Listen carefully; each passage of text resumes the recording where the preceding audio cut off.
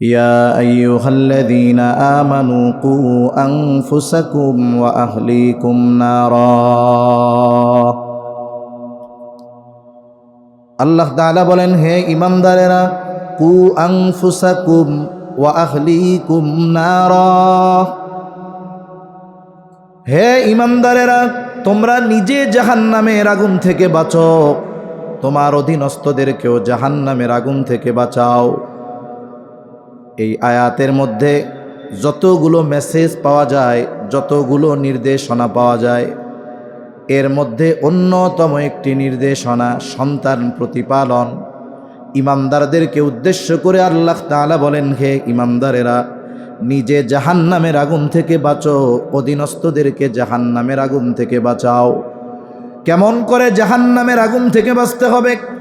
বলে, ঈমান তো এনেছি আল্লাহ তাআলার আদেশ নিষেধ বিধিবিধান মান্য করার মাধ্যমে নিজেকে জাহান্নামের আগুন থেকে বাঁচাতে হবে। আর আমার আপনার অধীনস্থ যারা আছে তাদেরকে দ্বীনের উপরে পরিচালিত করার মাধ্যমে তাদেরকে জাহান্নাম থেকে বাঁচানোর চেষ্টা করতে হবে। এই আয়াতের মধ্যে যতগুলো মেসেজ আমাদের জন্য আছে, এর মধ্যে অন্যতম একটি মেসেজ হলো সন্তানকে দ্বীনের উপরে প্রতিপালন করা, সন্তানের দ্বীনি তারবিয়াত। এই আয়াতে আল্লাহ তাআলা আমাদের জন্য আবশ্যকীয় করে দিয়েছেন।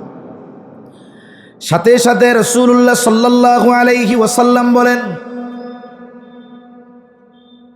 কুল্লুকুম রাঈনা ওয়া কুল্লুকুম মাসউলুনা আন রাইয়াতিহি, তোমরা প্রত্যেকেই দায়িত্বশীল, প্রত্যেককেই তার দায়িত্বের ব্যাপারে জিজ্ঞাসা করা হবে। নবীজি সাল্লাল্লাহু আলাইহি ওয়াসাল্লাম বলেন, রাষ্ট্রনেতা একজন দায়িত্বশীল, সে তার দায়িত্বের ব্যাপারে জিজ্ঞাসিত হবে।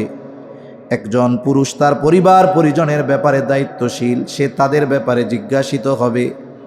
এক কথায়, আমার আপনার অধীনে যারা আছে, আমার আপনার অধীনস্থ যারা আছে, তাদের প্রত্যেকের ব্যাপারে কিয়ামতের ময়দানে যার সামনে আমাকে আপনাকে জবাবদিহিতার কাঠগড়ায় দাঁড়াতে হবে, তিনি কে?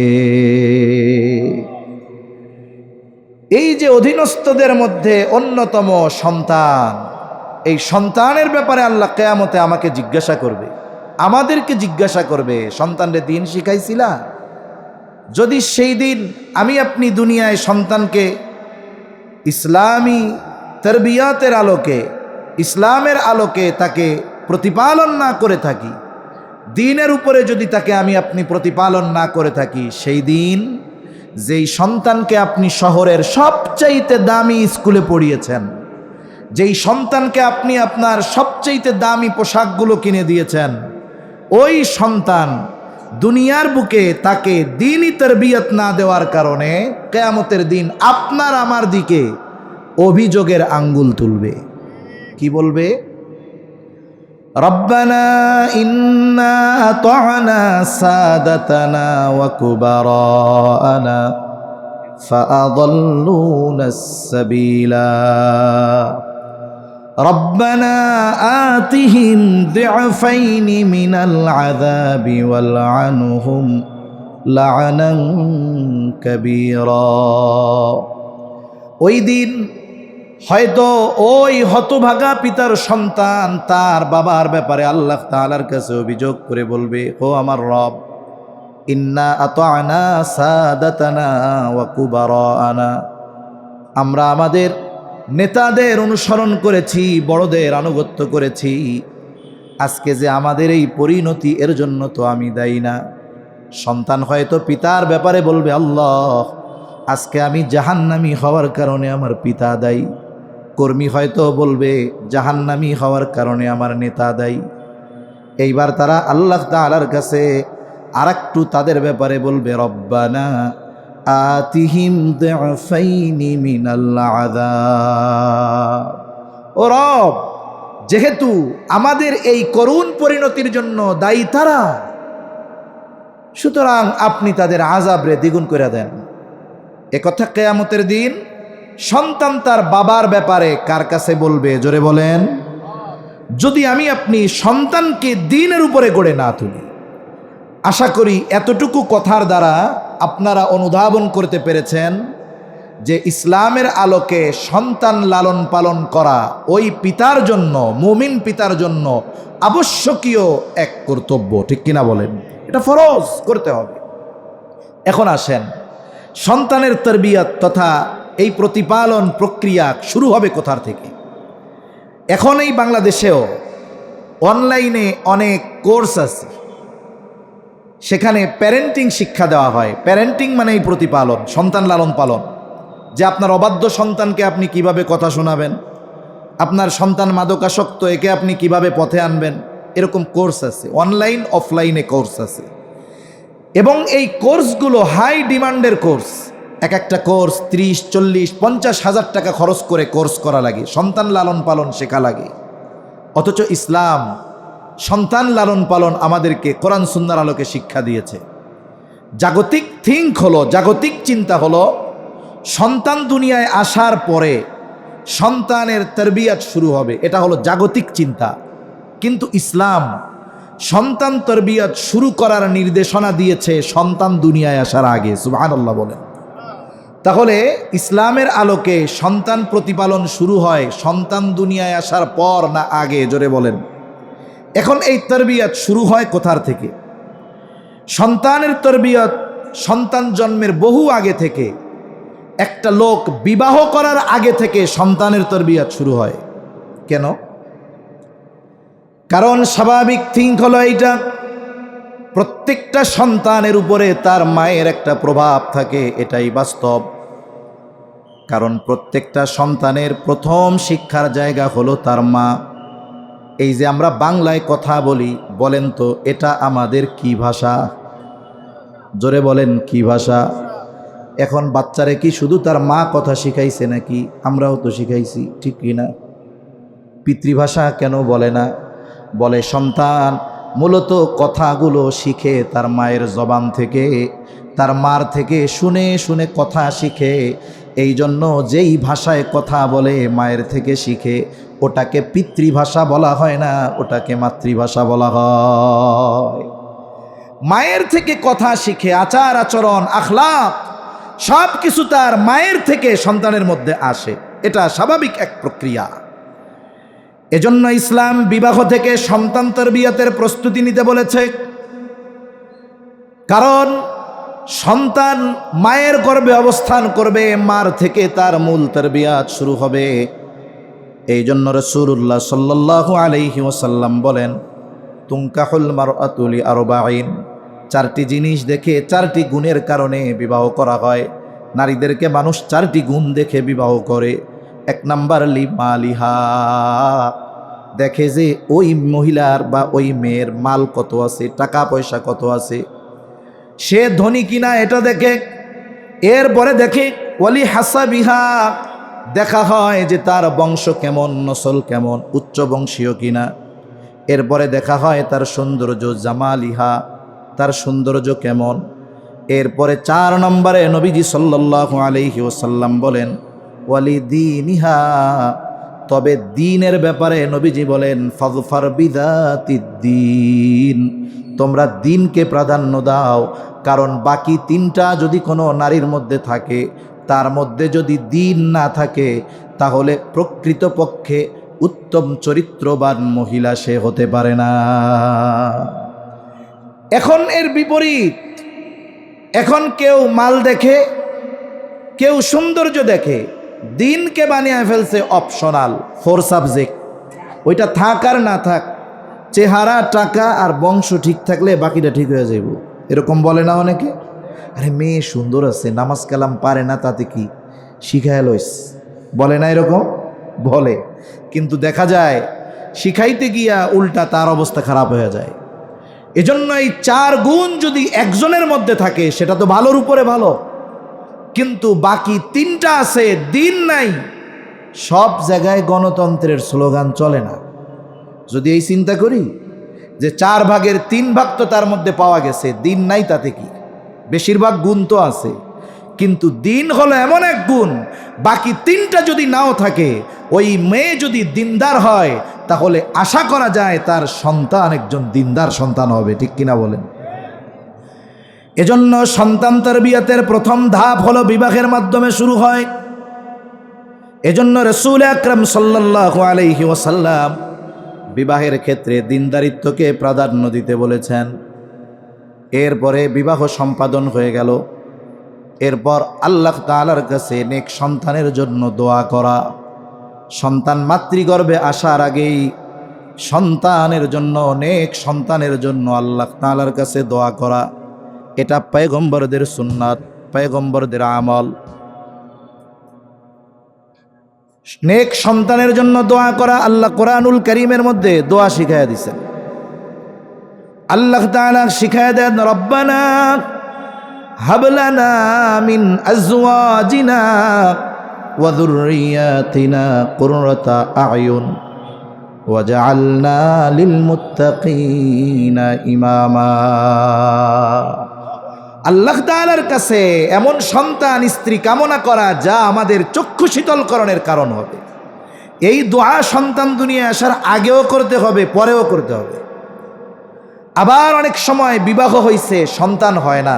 মূলত বলেন তো, সন্তান দেওয়া না দেওয়ার একমাত্র ক্ষমতা কার? জোরে বলেন কার? আল্লাহ তাআলা। আল্লাহ যদি চান বুড়াকালেও সন্তান দিতে পারেন, আর আল্লাহ যদি না চান সুস্থ সবল ব্যক্তিকেও সন্তান বঞ্চিত করেন। অনেক সময় অনেকে আবার অতি আবেগে আপ্লুত হয়ে দেখা যায় যে সন্তানের আশায় এমন কিছু কাজ করে বসে যার দ্বারা তার ঈমান নষ্ট হয়ে যাওয়ার মতো অবস্থা হয়ে যায়। করে কি করে না? ওই মাজারে গিয়ে, ওই জায়গায় গিয়ে মানত করবে, বাবার কাছে চাইবে। কিন্তু সন্তান দেওয়ার ক্ষমতা কার? আল্লাহ রাব্বুল আলামিন বলেন, ইয়াহাবু লিমান ইয়াশাউ ইনাসাও ওয়া ইয়াহাবু লিমান ইয়াশাউ যুকুর আও ইউযাউযুহুম যুকরানা ওয়া ইনাসা ওয়া ইয়াজআলু মান ইয়াশাউ আকীমা।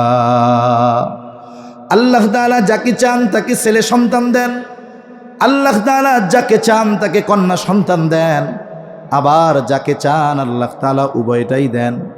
আবার আল্লাহ তাআলা যাকে চান ওয়াজআলু মান ইয়াশাউ আকীমা।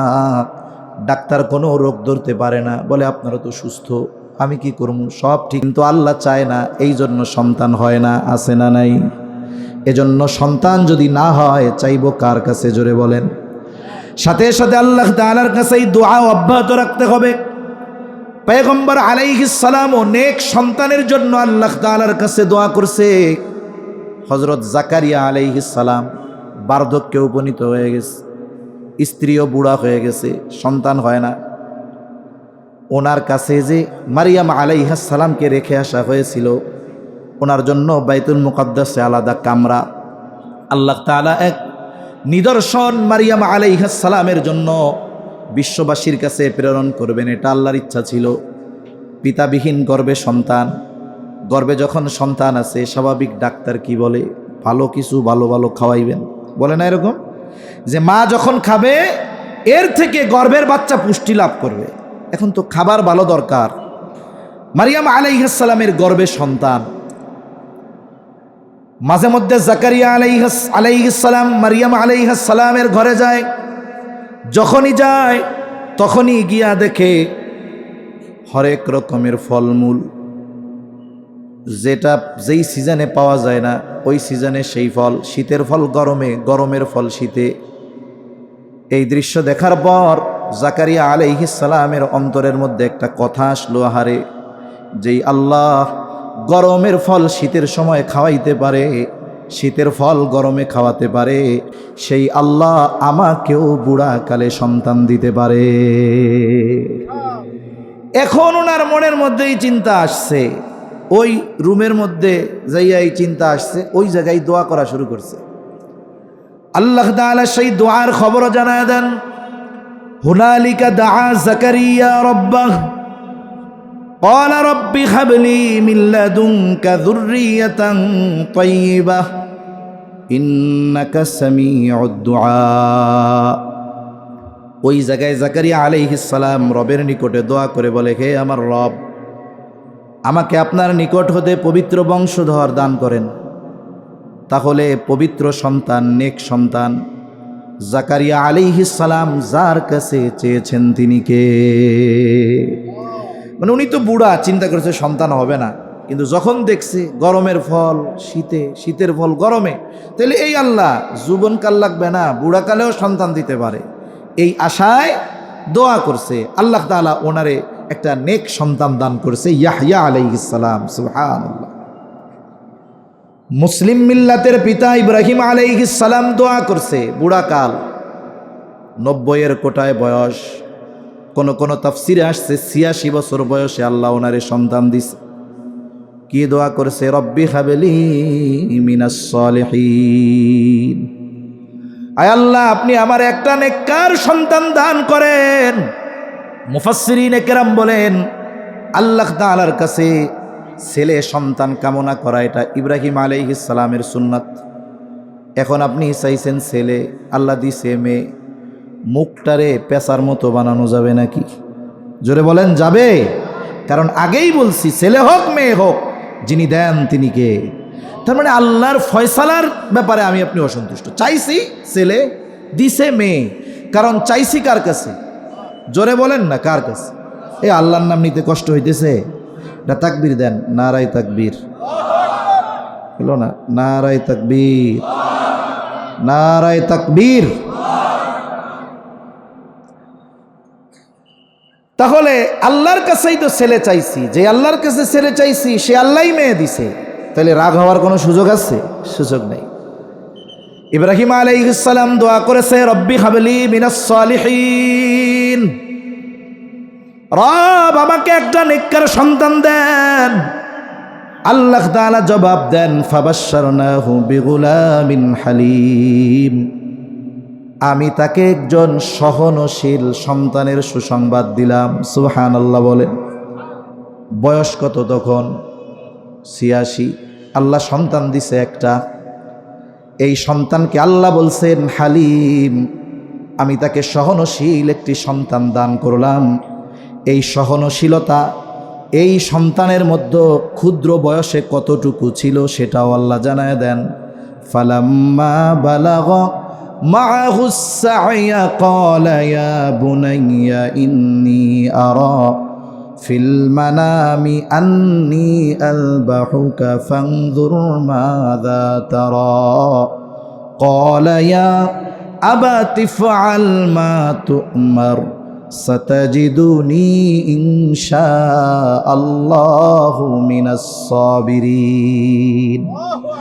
ইব্রাহিম আলাইহিস সালামের সন্তান ইসমাইল আলাইহিস সালাম যখন পিতার সাথে চলার মতো বয়স হয়েছে, বিভিন্ন কাজে বাবারে সহযোগিতা করতে পারে।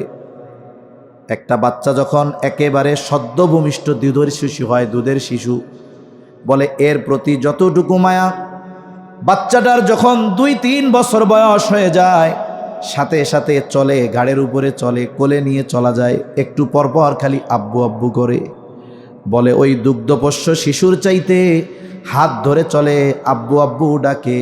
এই ধরনের সন্তানদের প্রতি মায়া মোহাব্বত বেশি হয় না কম হয়? সন্তান যখন চলতে পারে সাথে, এইরকম এক বয়স আল্লাহ তাআলা ওই যে বলছে আপনারে তো হালিম এক সন্তান দিছি, এটা কেমন হালিম এবার এটার পরীক্ষা দেখেন, আপনারে সহ পরীক্ষা নিতেছি। এইবার আল্লাহ তাআলা ইব্রাহিম আলাইহিস সালামকে স্বপ্নে দেখাইলেন। স্বপ্নে দেখছে যে তিনি তার সন্তানকে জবাই করতেছে। সন্তানের কাছে আইসা ইব্রাহিম আলাইহিস সালাম বলতেছে ইয়া বুনাইয়া ইন্নী আরা ফিল মানাম, হে আমার বৎস, আমি স্বপ্নের মধ্যে দেখলাম আন্নী আযবাহুকা, যে আমি তোমারে জবাই করতেছি। তার মানে তোমারে আমি জবাই করতেছি, স্বপ্নে দেখলাম। ইসমাইল আলাইহিস সালাম পয়গম্বরের সন্তান, স্বপ্ন আমরা দেখতেই পারি, কিন্তু ওই সাথে চলা বালক এখনই বুঝতে পারছে যে আমার বাপ যে স্বপ্ন দেখছে এটা সাধারণ স্বপ্ন না। কারণ নবীদের স্বপ্ন হলো ওহী, নবীদের স্বপ্ন হলো আল্লাহ তাআলার পক্ষ থেকে প্রত্যাদেশ। ছেলেও বুঝতে পারছে এটা নিছক কোনো স্বপ্ন নয়, বরং আমাকে জবাই করার আদেশ যিনি দিয়েছেন তিনি কে? ইব্রাহিম আলাইহিস সালাম বলতেছে, আমি তো স্বপ্নে দেখছি তোমারে জবাই করতেছে। ফাংদুর মাদা তারা, এখন তুমি এই ব্যাপারে কি বলো, তোমার মতটা কি, তোমার সিদ্ধান্তটা কি? যদি বলতো যে আব্বা এই কাম কি কোনো বাপ ছেলের সাথে করে, এটা কি কোনো কাজ হইল? যদি বলতো, বলেন তো ইব্রাহিম আলাইহিস সালাম তাইলে বলতো নাকি যে তাইলে থাক জবাই টবাই করার দরকার নাই? করতো? ইব্রাহিম আলাইহিস সালাম তো তার সিদ্ধান্ত অটল, কিন্তু সন্তানকে জিজ্ঞাসা করে সন্তানের মনোভাবটা তিনি একটু বুঝতে চান। আল্লাহ বলছে, সংবাদ দিছি, ফাবাশশারনাহু বিগুলামিন হালিম, সহনশীল এক সন্তানের সুসংবাদ আমি তাকে দিলাম। কেমন সহনশীল সন্তান? সহনশীলতা হলো এমন এক গুণ, অনেকগুলো গুণের সমন্বয় একটা গুণ। সন্তানও সহনশীল, জবাব দিয়ে দিল, ক্বালা ইয়া আবাতি ফাআল মা তু'মার সাতাজিদুনি ইনশাআল্লাহু মিনাস সাবিরিন। হে আমার পিতা, আপনি যেই ব্যাপারে আদিষ্ট হয়েছেন, যেই ব্যাপারে আপনি আল্লাহর পক্ষ থেকে নির্দেশনা প্রাপ্ত হয়েছেন, আপনি এটা করেন।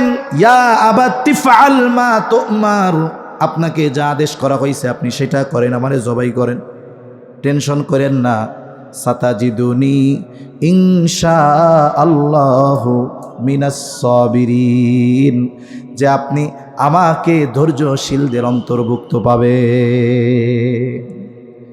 এই যে এমন এক সন্তান, এটা ইব্রাহিম আলাইহিস সালামের দোয়ার ফসল। কিসের ফসল? জোরে কোন, জোরে জোরে, কিসের ফসল? দোয়ার ফসল। এই জায়গায় সন্তান আছে কাদের কাদের একটু হাত উঁচা করেন তো। যাদের যাদের সন্তান আছে, ছেলে হোক আর মেয়ে হোক, আপনামা সন্তান দুনিয়ায় আসার আগে আল্লাহর কাছে এই দোয়াটা করছেন, এরকম দুই একজন আছেন? মিথ্যা কথা কইেন না। আলহামদুলিল্লাহ 2-3 জন পাইছি, নামান হাত, মাশাআল্লাহ।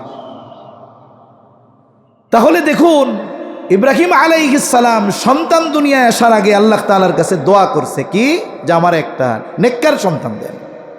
সন্তান দুনিয়ায় আসে নাই, কিন্তু এই দোয়া করাটাও সন্তান তরবিয়তের অন্যতম একটি গুরুত্বপূর্ণ অংশ, যার প্রমাণ আমরা পেয়েছি পয়গম্বর আলাইহিস সালামের থেকে, জাকারিয়া আলাইহিস সালাম থেকে, আমাদের মুসলিম মিল্লাতের পিতা ইব্রাহিম আলাইহিস সালাম থেকে। এজন্য সন্তানদের জন্য আমরা দোয়া করব। যাদের হয় নাই সেও দোয়া করবে, যাদের হয়েছে সন্তানের জন্য সেও দোয়া করবে। এই সন্তানের জন্য দোয়া করার শিক্ষা আল্লাহ দিয়েছেন। পয়গম্বর আলাইহিস সালাম আমাদেরকে সন্তানদের জন্য দোয়া করা শিখিয়েছেন। তাহলে তরবিয়তের প্রথম অংশ কি?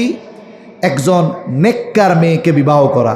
2 নম্বর, সন্তান দুনিয়ায় আসে নাই, কিন্তু আগের থেকেই সন্তানের জন্য নেক দোয়া করতে থাকা, আল্লাহ তাআলার কাছে নেক সন্তান চাওয়া। এরপরে সন্তান দুনিয়ায় আসলো, আসার পরের তরবিয়ত কি?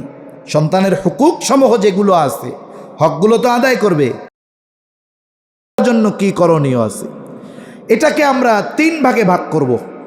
অল্প সময়ের মধ্যে কথা শেষ করে দিতে হবে, কারণ সবাই উপস্থিত।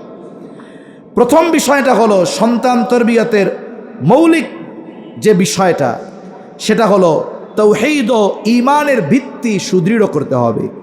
আমাদের যে সন্তানেরা দুনিয়া আসছে, শিশু মননে ঈমানের বীজ, তাওহীদের বীজ বপন করে দিতে হবে। আমি আপনি যদি অপেক্ষায় থাকি যে সন্তানের বয়স তো 3 বছর 4 বছর, ওইটা তো নাবালক, আল্লাহই তো ওর কোনো পাপ লেখে না, তাইলে আমরা এত বাড়াবাড়ি করে লাভ কি? 12 বছর হোক, এরপরে নামাজ শিখাবো নে, এরপরে দিন শিখাবো নে। যদি এই চিন্তা যদি কেউ করে সন্তানকে রেখে দেয়, তাহলে ওই কুমারের মতো হবে। কুমার যে হলো মাটি দিয়া জিনিসপত্র বানায়, আছে আপনাদের এদিকে? এই মাটিরে আগে নরম করে, কত প্রসেসিং করার পরে একটা চাকার মধ্যে, চাকার উপরে মাটিটাকে রেখে তার হাতের নৈপুণ্যতাকে কাজে লাগিয়ে মাটি দিয়ে কত সুন্দর সুন্দর জিনিস তৈরি করে, ঠিক কিনা বলেন?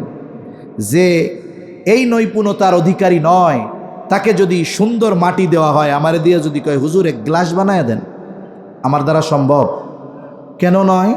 বলে ওই কাজ করার যোগ্যতা আমার মধ্যে নাই। কুমার যদি তার হাতের নৈপুণ্যতা প্রদর্শনের মাধ্যমে মাটির সুন্দর সুন্দর তৈজসপত্র বানাতে চায়, তবে মাটিটা নরম হতে হবে। ওই কুমার যত অভিজ্ঞতা সম্পন্ন হোক না কেন, যদি কুমারের সামনে শক্ত মাটি এনে দেওয়া হয়, সে যতই চেষ্টা প্রচেষ্টা করুক না কেন, তার যতই অভিজ্ঞতা থাকুক না কেন, ওই শক্ত মাটি দিয়া একটা গ্লাসও সে বানাতে পারবে না। কুমার ওই সময় কেন বানাতে পারে? বলে ওই সময় মাটিটা নরম থাকে। এই জন্য শিশুদের মনের অবস্থা ওই রকম, কাদার মতো। ছোটবেলায় যেই ছাঁচে তারে গড়বেন, বড় হওয়ার পরে ওটাই হবে। শিশুদের মন হলো পাথরের মতো, লেখার ক্ষেত্রে শেখানোর ক্ষেত্রে পাথরের মতো। পাথরে যেমন খোদাই করলে মুছে যায় না, শিশু মরণে যদি তাওহীদ আর ঈমানের বীজ বপন করে দেওয়া যায়, ওর সামনে যত ফিতনা আসুক না কেন, ও কখনো বেঈমান হবে না। ঠিক কিনা বলেন?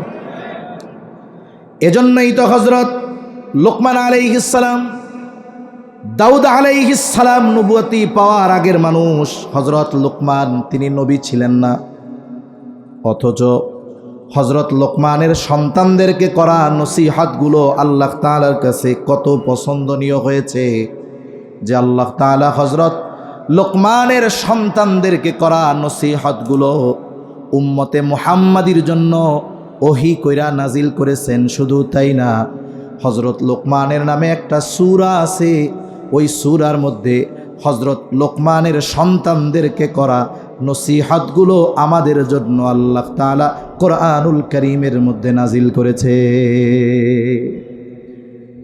কেন করছে এটা? কারণ হযরত লোকমান তার সন্তানদের যেই তরবিয়ত দিয়েছে, এই তরবিয়তের প্রথমটাই তাওহীদ আর ঈমানের তরবিয়ত। আল্লাহ রাব্বুল আলামিন সূরা লোকমানের মধ্যে বলেন, وَإِذْ قَالَ لُقْمَانُ لِابْنِهِ وَهُوَ يَعِظُهُ يَا بُنَيَّ لَا تُشْرِكْ بِاللَّهِ إِنَّ الشِّرْكَ لَظُلْمٌ عَظِيمٌ। হযরত লোকমান তার সন্তানকে বলতেছে, আল্লাহ তাআলা বলেন তার সন্তানরে, হযরত লোকমান তার নিজ সন্তানরে ওয়াজ করতেছে, ওয়াহুয়া ইয়াইদুহু, সন্তানরে ওয়াজ করতেছে, ইয়া বুনাইয়া লা তুশরিক বিল্লাহ, হে আমার বৎস, তুমি আল্লাহ তাআলার সাথে শিরিক কইরো না। এই যে তাওহীদের শিক্ষা, আল্লাহর একত্ববাদের শিক্ষা, তরবিয়ত সন্তানকে দিচ্ছে হযরত লোকমান। কেন শিরিক করবা না? ইন্নাশ শিরকা লাযুলমুন আযীম, কারণ শিরক হলো মহাজুলুম, মহা অন্যায়। আল্লাহ তাআলার সাথে শিরিক করা এটা শুধু জুলুম না মহাজুলুম? জোরে বলেন, কি জুলুম? মহাজুলুম, আল্লাহর সাথে শিরিক করা। যেহেতু কথার প্রসঙ্গে আসলো তাই একটু বলি যে একটা হলো জুলুম আর একটা হলো মহাজুলুম। মানুষের উপরে যে অন্যায় করে এটা সাধারণ জুলুম। শক্তিশালী দুর্বলের উপরে যেই জুলুম করে এটা সাধারণ জুলুম। তার মানে সবল কর্তৃক দুর্বলের যেই অধিকার নষ্ট করা এটা হলো শুধু জুলুম। আর মহাজুলুম হলো দুর্বল কর্তৃক সবলের হক নষ্ট করা। মনে করেন কেউ যদি আমারে আপনারে আইসা এখন বলে যে এই হুজুর একটা গুরুত্বপূর্ণ ঘটনা ঘটে গেছে, কি হয়েছে? এখন সে বলতেছে, ওই যে ফায়ার সার্ভিসের সামনে একটা হাতি ছাগলরে পাড়া দিয়ে মেরে ফেলছে। বলেন তো এটা কি কোনো গুরুত্বপূর্ণ ঘটনা হইল নাকি? এটা তো স্বাভাবিক বিষয়, ঠিক কিনা? ছাগল যদি হাতির পাততলে পড়ে ওটা তো বালু ভর্তা হয়ে যাবে। কিন্তু কেউ যদি আইসা বলে হুজুর ঘটনা তো একটা ব্যতিক্রম, কি হয়েছে? ছাগলে লাথি মাইরা হাতিরে মেরে ফেলছে। ঘটনাটা ঘটছে কি? লাথি মারছে ছাগল, তাহলে মইরা গেছে হাতি। তাইলে এটা হলো মহা আশ্চর্য এক ঘটনা। হাতি যদি ছাগলকে মারে এটা স্বাভাবিক ঘটনা। সবল যখন দুর্বলের হক নষ্ট করে বলে এটা স্বাভাবিক জুলুম, এটা হয়।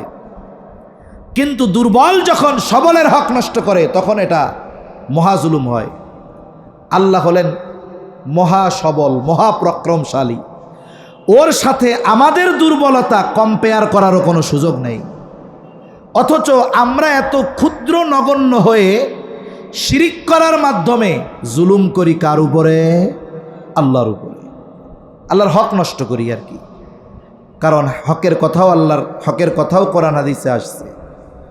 আল্লাহর হক হলো ওয়াবুদুল্লাহ ওয়ালা তুশরিকু বিহি শাইআ।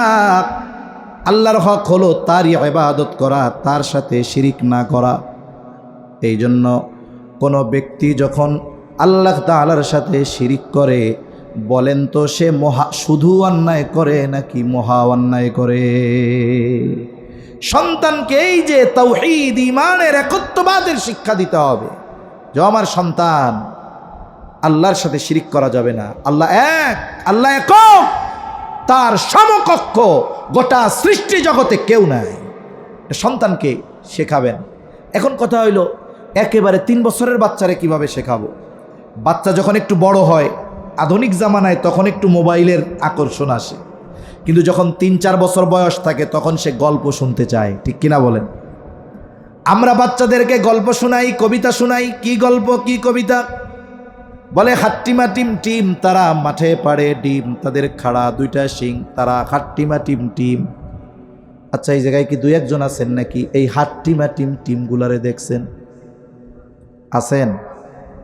সারা দুনিয়ায় একজনকেও খুঁজে পাওয়া যাবে না। তাহলে এই শিশু মননে ঈমান আর তাওহীদের বীজ কোথায়? আমরা তো শিশুর হৃদয়ে মিথ্যার বীজ বপন করে দিচ্ছি। এজন্য তাদেরকে আমরা আল্লাহর সৃষ্টির গল্প শোনাবো। আল্লাহ তাআলা কেমনে এই দুনিয়া সৃষ্টি করছে, মানুষ কেমনে সৃষ্টি করছে, কি জন্য আল্লাহ আমাদেরকে সৃষ্টি করেছে, এই গল্পগুলোর মাধ্যমে আমরা আল্লাহর পরিচয় তার সামনে বারবার বারবার তুলে ধরব। কারণ আল্লাহর সৃষ্টি নিয়ে আলোচনা করলে ওর জায়গায় আল্লাহর পরিচয় পাওয়া যায়। কোনো ব্যক্তি যদি আল্লাহর সৃষ্টি নিয়ে চিন্তা করে, ফিকির করে, তাহলে ওই জায়গায় সে আল্লাহর পরিচয় পেয়ে যাবে। ঘুমানোর আগে বাচ্চারা গল্প শুনতে চায়, নবীজির সিরাত থেকে গল্প শোনান, নবীজির শৈশবকালের গল্প শোনান। ছোট ছোট বাচ্চাদেরকে নবীজির ওই ইয়াতীম সময়, যখন তার মাও নাই বাবাও নাই, ওই সময়ের গল্পগুলা বললেন। আপনার আমার কঠোর হৃদয়ে ওই কথাগুলো রেখাপাত না করতে পারে, কিন্তু ছোট্ট বাচ্চাদেরকে একটু হৃদয় দিয়ে বলেন, দেখবেন ওর চোখের কোণায় রহমতের নবীর মায়ায় পানি ছলছল করতেছে, ঠিক কিনা বলেন? এই যে সিরাতের গল্পগুলা তারে শোনায় গম পাড়ান, নবীর সাথে পরিচয় করায় দেন, আল্লাহর সাথে পরিচয় করায় দেন। তারপরে শেখান যে কোনো কিছু আল্লাহর কাছে চাইতে হয়, কোনো কিছু চাইতে হয় আল্লাহর কাছে। তুমি যদি ভবিষ্যতে কোনো কিছু করতে চাও, বলা তো যায় না কি বিপদ আছে, তুমি এই জন্য ইনশাআল্লাহ বলবা। এখন তুমি কালকে স্কুলে যাবা, কেউ যদি জিজ্ঞাসা করে তুমি বলবা ইনশাআল্লাহ যাব। এই যে আল্লাহর সাথে তার পরিচয় ঘটায় দেওয়া হচ্ছে, শিশু মননে আল্লাহর নাম, আল্লাহর পরিচয়ের বীজ যখন বপন করে দেওয়া হচ্ছে, আশা করা যায় ঈমানের গাছ রোপণ হবে, তো আজ অথবা কাল ওই গাছ ফল দিবে ইনশাআল্লাহ, ঠিক কিনা বলেন? এজন্য ছোটবেলা থেকেই সন্তান তরবিয়তের অন্যতম অংশ আমরা বানাবো, যে তার ঈমান আর তাওহীদকে সুদৃঢ় করব তার হৃদয়ের মধ্যে। এরপরে সাথে সাথে নৈতিক শিক্ষা ও চরিত্র গঠনের মেহনত করতে হবে। আপনি আমি কোনো শিশুকে আঘাত করে পিটিয়ে শাস্তি দিয়ে কোনো কিছু শেখাতে পারবো না। বলে শিশুদের ক্যারেক্টারটা এক ধরনের বানরের মতো। উপমা দেওয়া ঠিক হইল না, তবে একটা গল্প বলবো, এই জন্য বললাম। বানর মানুষের থেকে দেখে দেখে শিখে। এক লোক একটা গাছে দেখছে লেবু, লেবু গাছটার চারদিকে পানি, মধ্যে লেবু গাছ, লাঠি দিয়াও লেবু পড়া সম্ভব না, গাছের মধ্যে বানর ভরা, গিয়াও লেবু পড়া সম্ভব নয়। এক বুদ্ধিমান লোক করছে, লেবু পাড়া লাগবে না, ওরে দিয়া পাড়াম। কেমনে? এইবার হাতে ঢিল ছিল, সে বানরের দিকে নিক্ষেপ করছে। বানর চিন্তা করছে এটা তো ফজিলতের কাজ, কি করা যায়, আমার কাছে তো আর ঢিল মিল নাই, লেবু ছিঁড়া ওর দিকে মারতেছে। তাহলে দেখুন, বানর এই নিক্ষেপ করার কাজটা নিজ বুদ্ধিতে শিখে নাই, বরং সে দেখে দেখে শিখছে। এজন্য আমি আপনি সন্তানকে যেমন চাই আমাকে তেমন করতে হবে। এজন্য দেখবেন বিড়িখোর বাপের পোলা ও প্যান্ট পরা শেখার আগে বিড়ি খাওয়া শিখা যায়, আছে না নাই বলেন? আমাদের এলাকায় এক পোলা হাপুর হাটে, এখনো ভালো মতো হাঁটতে পারে না, ও সাইডে ওর বাবা সিগারেট খেয়ে ফালায় রাখছে। এখন পোলা দেখছে ওইটা, বাপ তো উঠে গেছে, ছোট বাচ্চা হামাগুড়ি দিয়া দিয়া ও দুইটা এরকম মারতেছে। চিন্তা করছে আব্বা এই আমল করছে, এটা তো অনেক ফজিলতের আমল, এটা বাদ দেওয়া যাবে না। এই যে বাচ্চাটা যে শিখলো কার কাছ থেকে? এজন্য যদি সন্তানের চরিত্রকে আমরা উত্তম চরিত্রে পরিণত করতে চাই, সন্তানের মধ্যে সত্যবাদিতা, আমানতদারিতা, ন্যায়পরায়ণতা প্রবেশ করাতে চাই, ওই গুণগুলাতে প্রথমে আমাকে আপনাকে গুণান্বিত হতে হবে। আমি আপনি যদি নৈতিকতার গুণে গুণান্বিত হয়ে যাই, আশা করা যায় আমার আপনার ধৈর্য, বিনয়, আচার আচরণ, আমানতদারিতা দেখে দেখে সন্তান এগুলো শিখবে। আমি যদি সন্তানের সাথে মিথ্যা কথা বলি, ও মিথ্যা কথা শিখবে, এটা স্বাভাবিক বিষয়। ছোট বাচ্চার সাথেও মিথ্যা কথা বলা জায়েজ নাই। রাসূল আকরাম সাল্লাল্লাহু আলাইহি ওয়াসাল্লামের কাছে একজন মহিলা আসছে, মহিলা সাথে ছোট বাচ্চা। বাচ্চারা এক জায়গায় যখন অনেকজন হয়, একটু যদি খেলাধুলায় জড়ায় যায় তখন আর বাপ মার কাছে আসতে চায় না। বাচ্চাটা মহিলার থেকে দূরে চলে গেছে। মহিলা বাড়িতে ফিরবে, বারবার বাচ্চাটাকে ডাকতেছে যে আমার কাছে আসো, আসে না। এইবার মহিলা হাতের মুঠ পাকায়া, হাতের মুষ্টিবদ্ধ করে সন্তানের দিকে ইশারা করতেছে, এদিকে আসো, তার মানে আমার কাছে যদি আসো তোমারে মজা দিমু। ছোট বাচ্চা দৌড় দিয়া চলে আসছে। এবার হাতের মুঠ খুলে মহিলা ওই বাচ্চার হাতের মধ্যে একটা খেজুর দিয়ে দিছে। রহমতের নবী এই দৃশ্য দেখলেন। এবার মহিলাকে উদ্দেশ্য করে নবীজি সাল্লাল্লাহু আলাইহি ওয়াসাল্লাম বলতেছে, মহিলা শোনো, তুমি যদি এই বাচ্চার হাতে কোনো কিছু না দিতা তাহলে অবশ্যই তুমি মিথ্যাবাদী বলে গণ্য হয়ে যেতা। এইরকম আচার আচরণের মাধ্যমে আমরা বাচ্চাদেরকে মিথ্যা শিখাই। অনেক সময় আমরা মিথ্যা বলতে তাদের উদ্বুদ্ধ করি। স্কুলে আসে নাই, মাদ্রাসায় আসে নাই, পরের দিন আসতে চায় না, ভয় পায়। এখন মা শিখাইয়া দিছে, যে বলবা যে তুমি কালকে অসুস্থ ছিল, তোমার পেটে ব্যথা ছিল। এখন ছোট বাচ্চা স্কুলে আসছে, শিক্ষক ডাক দিছে, এদিকে আসো, কি ব্যাপার, তুমি কালকে স্কুলে আসো নাই কেন? ও তো ভয় পাইতেছে, বলে হুজুর আমার পেটে ব্যথা ছিল। হুজুরও চালাক, শিক্ষকও চালাক, বলে তোমার যে পেটে ব্যথা ছিল তোমারে কে কইছে? হুজুর আমার আম্মু বলছে, হুজুর আমার পেটে ব্যথা ছিল। এই যে মিথ্যার বীজ মজার ছলে আমরা বাচ্চাদের হৃদয়ে বপন করে দিচ্ছি, এটা কখনোই আমাদের জন্য সমীচীন নয়। এজন্য বাচ্চার নীতি নৈতিকতা এগুলোর ব্যাপারে আমাদেরকে সতর্ক হতে হবে। আমরা যদি নীতি নৈতিকতার ব্যাপারে সতর্ক হই তাহলে বাচ্চারা শিখবে। এই যে দেখেন, নৈতিকতার একটি আমল হলো সালাম প্রদান করা, সালাম দেওয়া। ছোটরা বড়দের সালাম দিবে, এটা নিয়ম। ধরেন বাপকে সন্তান সালাম দিবে। এখন কথা হলো, জামানা তো এমন, পিটাইয়েও সালাম দেওয়ানো যায় না। আমরা ছোটদের কাছ থেকে সালাম আশা করি, কিন্তু এই ছোটরা যে আমাদেরকে সালাম দিবে সেটা শেখাতে হবে কাদের? আমাদের। তাদের এই তরবিয়ত দিতে হবে আমাদের। কেমনে? লাঠি দিয়া পিটাইয়া? সব কিছু লাঠি দিয়া হবে না। মনে করেন মাদ্রাসার তালিবুল ইলম রাস্তা দিয়ে এটা যেতেছে, মুরব্বী একজনের সামনে দিয়া ড্যাং ড্যাং করে যাচ্ছে, সালাম দেয় নাই। মুরব্বী রাগ হয়ে গেছে, এই মাদ্রাসায় পড়ে, মুরব্বীদের সালাম দেয় না, দাঁড়া তোর হুজুরের কাছে গিয়া বিচার দিয়া লই, তোর শিক্ষকের কাছে বিচার দিব। সালাম দিলি না, আবার লাফায় লাফায় সামনে দিয়া যাস। বিচার দিচ্ছি শিক্ষকের কাছে। শিক্ষক ছাত্ররা ডাকছে, একটু শাসন করছে, মনে করেন একটু পিটানি দিছে। পিটানি কেন দিছে? ওই মুরব্বীরে সালাম না দেওয়ার কারণে। এই যে সাজা দিল, পরের দিন দেখা হলে সালাম দিবে কি দিবে না? দিবে। আর মনে মনে বলবে, আল্লাহ এই বুইড়াটা মরে না কেন, ওরে সালাম দেই না, এই বুইলা আমার হুজুরের কাছে বিচার দিচ্ছে, আসসালামু আলাইকুম, ও আল্লাহ ও যেন মরে তাড়াতাড়ি। আপনি সালাম পাইলেন ঠিক, কিন্তু দোয়া মূল কিন্তু ওইটা যেন তাড়াতাড়ি মরে।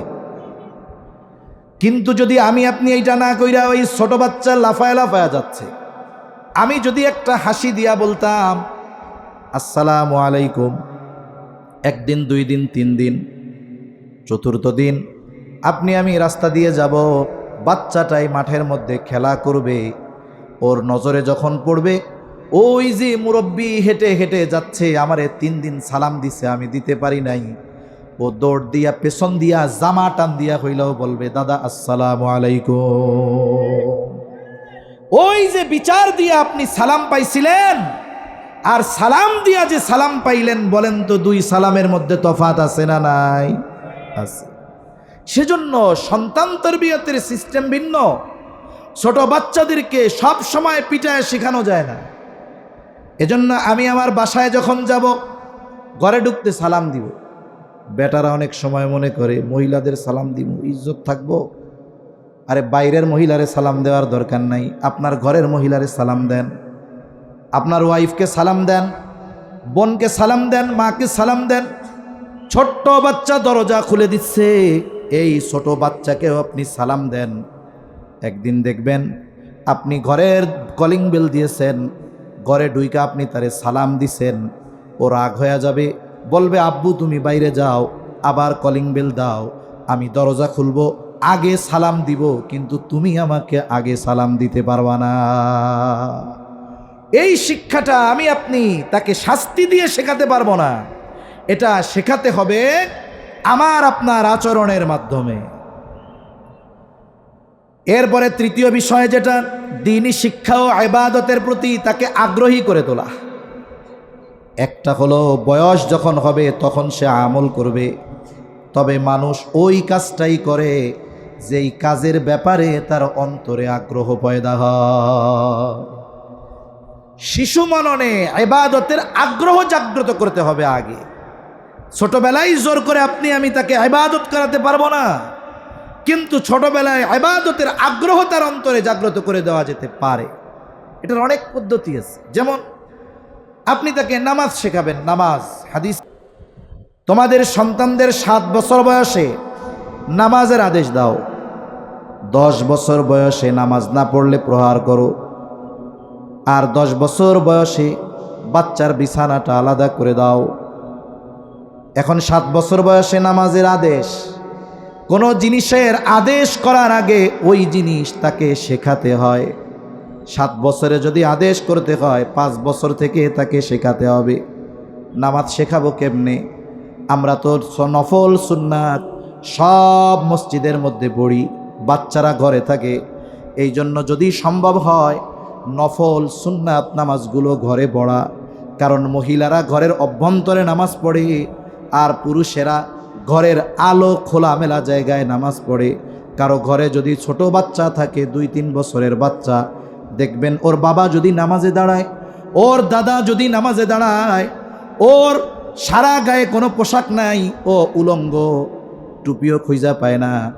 যখন টুপি পায় না, দেখা যাবে রান্নাঘর থেকে তরকারির বাটি মাথায় দিয়ে আইসা কয় আল্লাহু আকবার। ঠিক কিনা বলেন? এই যে আল্লাহু আকবার বলা শিখলো, আপনার আমার সাথে সেজদা দেওয়া শিখলো, পিটায়া নয়, বরং সে দেখে দেখে শিখলো। এই ইবাদতের আগ্রহ বাচ্চাদের মধ্যে দেখে দেখে পয়দা।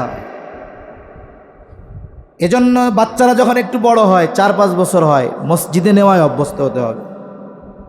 আমাদের দেশের অবস্থা হলো, বাচ্চারা একটু মসজিদে গিয়ে যদি চেঁচামেচি করে, নামাজের খুশু নষ্ট হয়ে যায়। ঠিক না?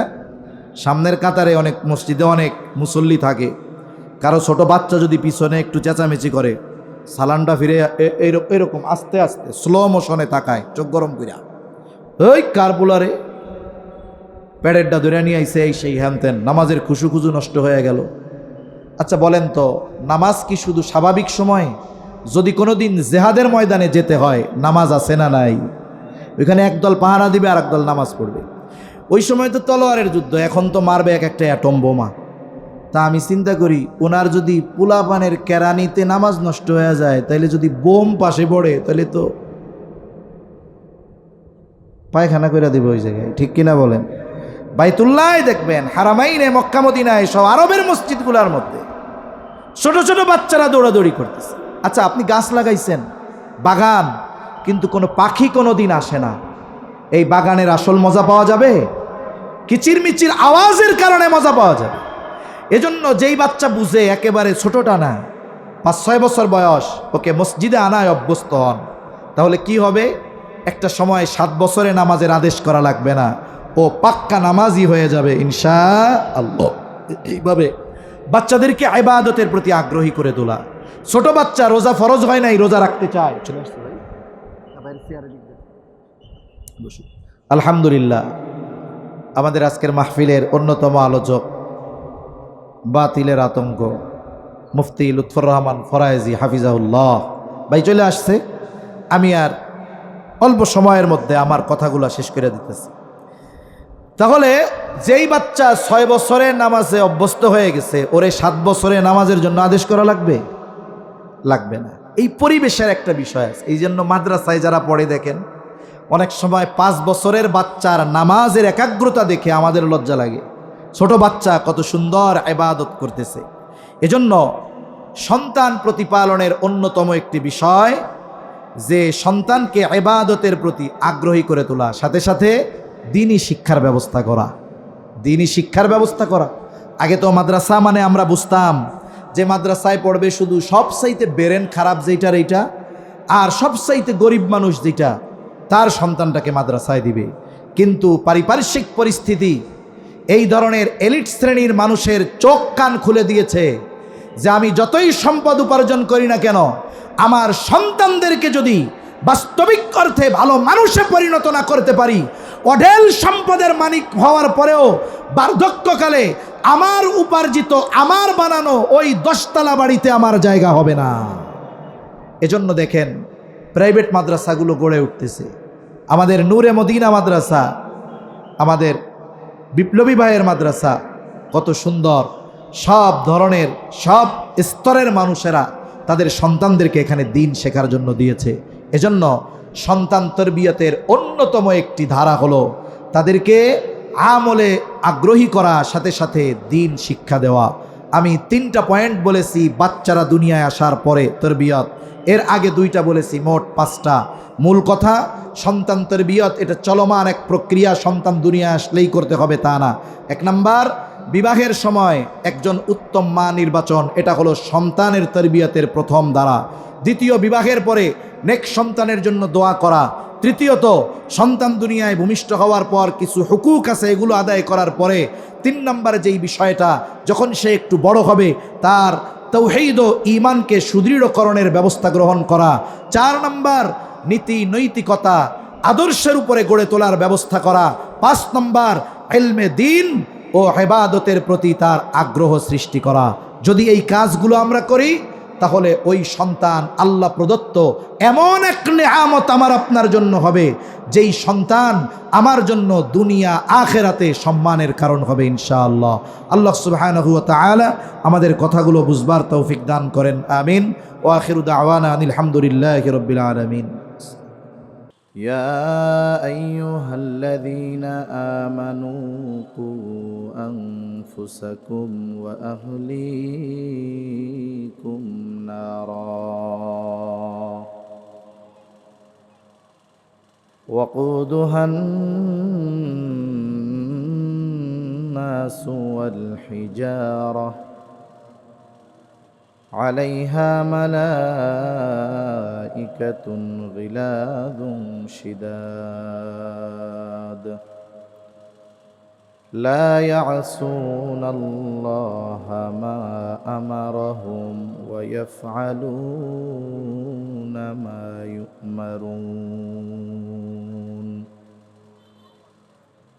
وقال رسول الله صلى الله عليه وسلم كلكم راعين وكلكم مسؤولون عن رعيته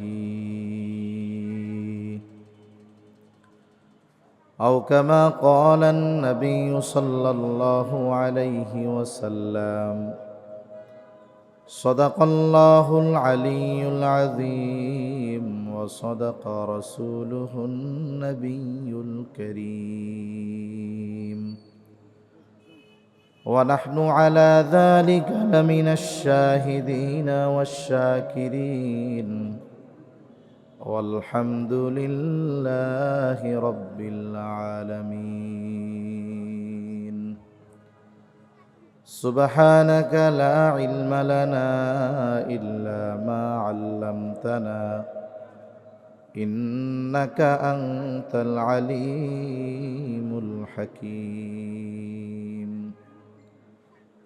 اللهم صل على محمد وعلى آل محمد كما صليت على إبراهيم وعلى آل إبراهيم إنك حميد مجيد اللهم بارك على محمد وعلى آل محمد كما باركت على إبراهيم وعلى آل إبراهيم إنك حميد مجيد لا إله إلا الله জবান খুলে আমরা একটু জিকির করি লা ইলাহা ইল্লাল্লাহ লা ইলাহা ইল্লাল্লাহ। তো কাগজ আছে, পোস্টার আছে, লিফলেট না থাকলে থাক। লা ইলাহা ইল্লাল্লাহ লা ইলাহা ইল্লাল্লাহ। আপনারা কি এই জিকির পারেন? মানে মুখস্থ আছে কিন্তু পড়তে পারেন না, তাই না? এই সমস্যা। এই কালিমা পড়লে গুনাহ হবে, তাহলে একটু জবান খুলে এটা পড়েন না। এটা তো একবার পড়তে পারলে মরার আগে যার শেষ কালিমা হবে লা ইলাহা ইল্লাল্লাহ দাখালাল জান্নাহ, সে জান্নাতে প্রবেশ করবে। যদি এখনই বাইসা থাকতে পড়ায় অভ্যাস না হয়, তাহলে মরার আগে বোম মাইরাও মুখ দিয়ে বের করা যাবে না।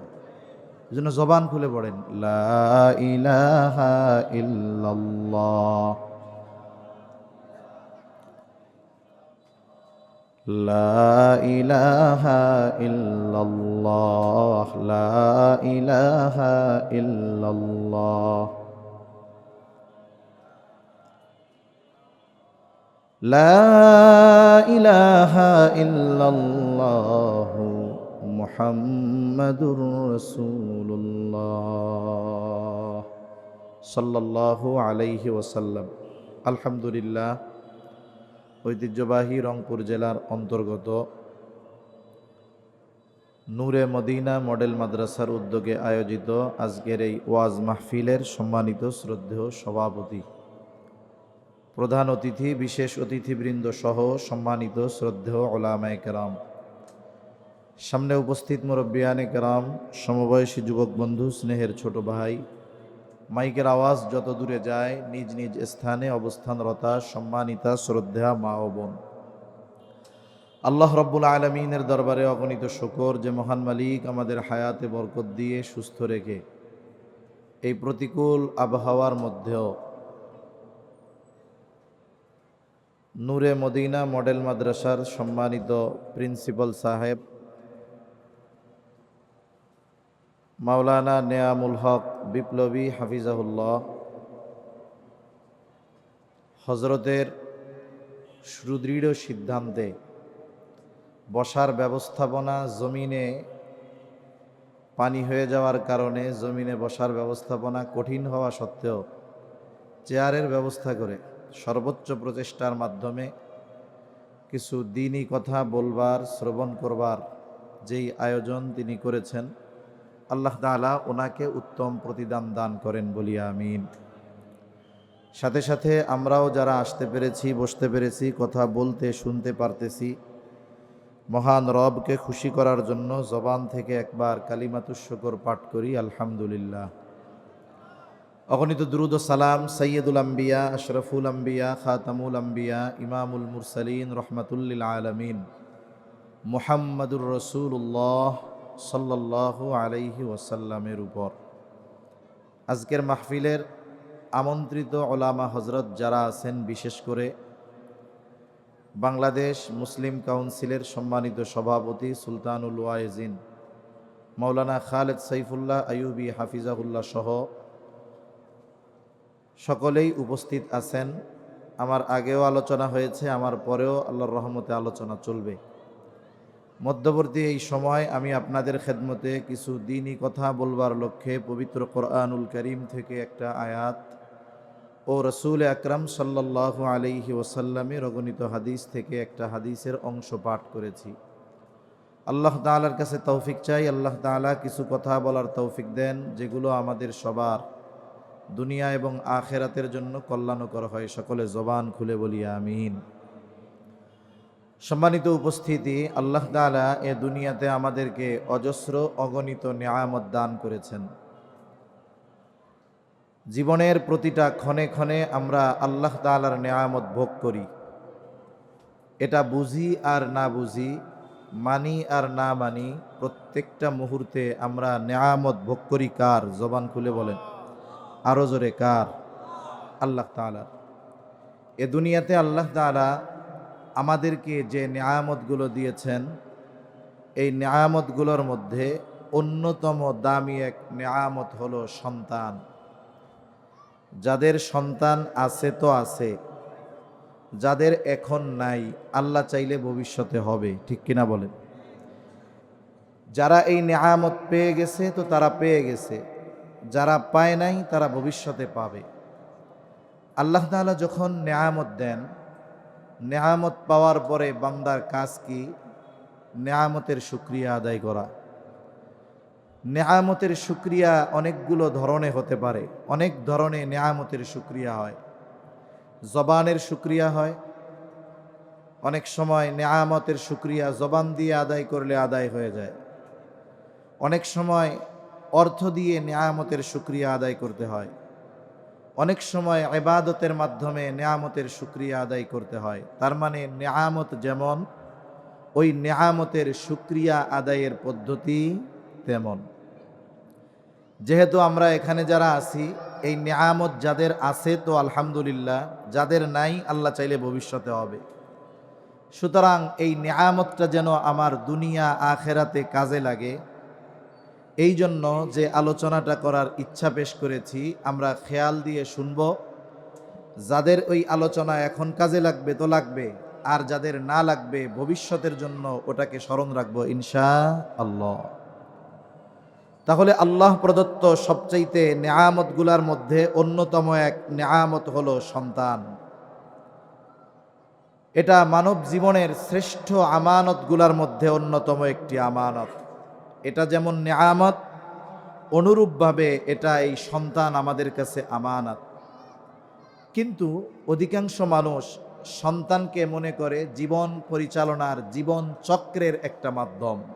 যেমন একজন মনে করে যে আমি এখন উপার্জন করি, আমার মা বাবা বৃদ্ধ, আমি তাদেরকে খাওয়াই, তারা যখন মারা যাবে আমি বৃদ্ধ হব, আমার সন্তান আমাকে উপার্জন করে খাওয়াবে। এই দৃষ্টিকোণ থেকে অনেক মানুষ সন্তানকে শুধুমাত্র দুনিয়ায় এটিএম বুথের মতো মনে করে, যে জীবন পরিচালনার এক চক্র এরকম।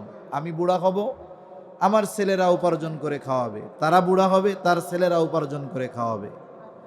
বলুন তো, আল্লাহ তাআলা কি সন্তান শুধু এই কারণেই দান করছেন নাকি? আরো অনেক কারণ আছে। এরপরেও আমরা দেখি এই দুনিয়াতে অনেক অভিভাবক আছে যাদের তার সন্তানদের ব্যাপারে এই অনুযোগ, এই অভিযোগ যে সন্তানেরা তাদের হক আদায় করে না, সন্তানেরা তারা বার্ধক্যে উপনীত হয়েছে, তাদের জন্য কোনো ধরনের ব্যবস্থাপনা গ্রহণ করে না, বরং তারা সন্তানদের থেকে অবহেলার শিকার। এই যে পিতামাতা সন্তানের কাছ থেকে যে অবহেলার শিকার হয়, এটার অন্যতম কারণ হলো সন্তানের তারবিয়াত তথা সন্তানকে যথাযথভাবে লালন পালন না করা।